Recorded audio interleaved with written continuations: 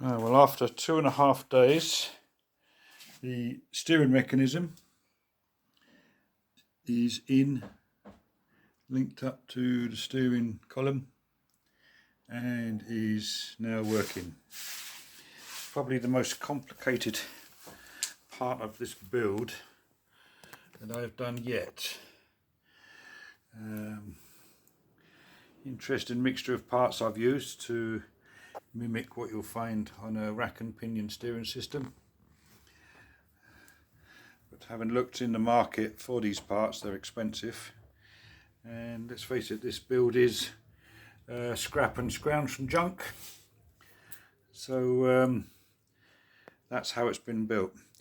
I've linked it just to one arm, and then I shall put a repeater on here to the other arm, the other side. It makes it easier. It's very complicated to get the steering mechanism to work on both arms at the same time. It's now linked up to the steering wheel, which I've put back on. So now if I turn there, you'll see I'm turning to the left.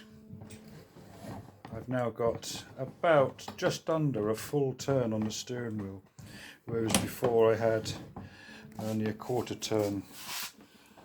Here it is.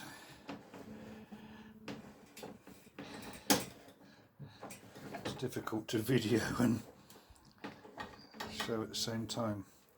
It's not a huge turning circle on this car, it never was. But anyway, there we go. 2.5 days work, all done, finished.